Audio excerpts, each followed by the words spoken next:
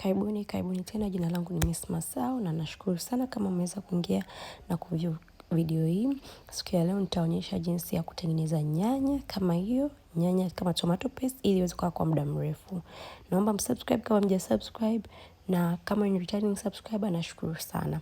Kama unavyoona na nyanya zangu hapo tayari nimeshaziosha, nimeziweka katika bakuli langu kama hivyo. Kama unavyoona kuna nyanya zangu ambazo zilikuwa zinataka kuharibika nyingine.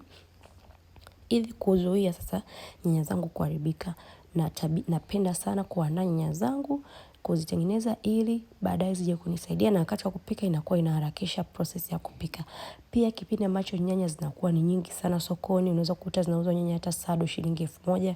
Ni muda mzuri wa kutumia hii fursa ili kuandaa nyanya zako, na kama una freezer au una friji kubwa, nyanya zinaweza zikakaa kwa muda mrefu kama ukizifreeze. Kwa hiyo nitaonyesha jinsi ambavyo mimi naandaa nyanya zangu. Cha kwanza nachukua nyanya yangu kama hivyo nimeshaziosha, nimeweka kwenye bakuli, nakata hicho kidole cha katikati, hilo jicho ninalikata, alafu nakata nyanya yangu mara 2 au mara 3 kunategemea na ukubwa wa nyanya. Kama nyanya imeharibika nitaiondoa au nitakata pale palipoharibika ambapo naona panaanza kuharibika. Nitafanya hivi kwa nyanya zote.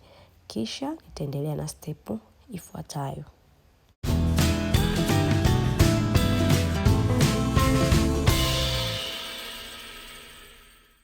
Baada ya kumaliza sasa kukata nyanya zangu zote kama unavyoona nimeziweka kwenye sufuria yangu, step inayofuata ni kuziblend.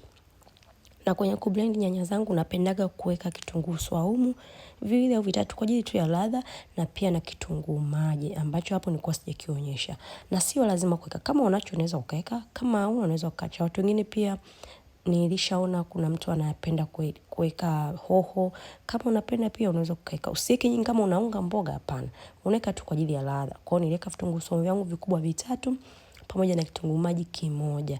Na naweka katika blender yangu, naweka na maji kidogo, alafu ninakuwa na blend. Baada ya kublend nitafanya step inayofuata.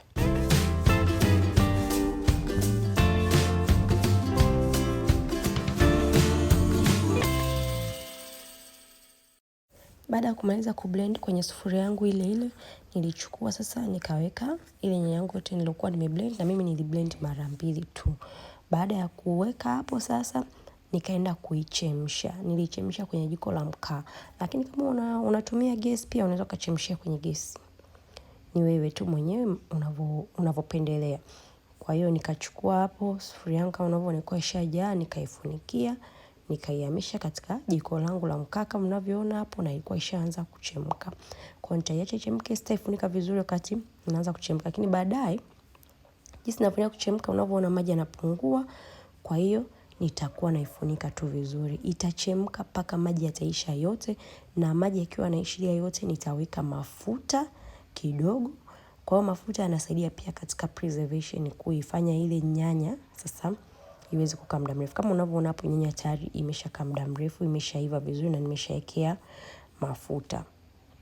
Kwa hiyo nitakachokifanya nitasubiria ipoe. Ikishapoa kama hivyo nitachukua container langu safi, nitahamishia katika container. Sikupata nyanya nyingi, lakini hiyo nyanya niliyopata naweza nikakaa nayo kwa muda wa wiki 2. Nyanya yangu kwenye container kama hivyo nitaichukua, nitaweka kwenye freezer. Kila nitaka kutumia nitakuwa naitoa kama nusu saa au lisaa moja kabla, nachota nikianza kupika na nairudisha tena.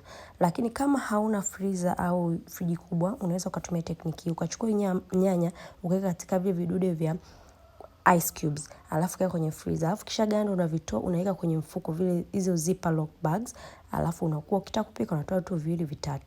Nashukuru sana kama mmeangalia video hii, naomba muendelee kusubscribe na kulike. See you next time. Bye bye.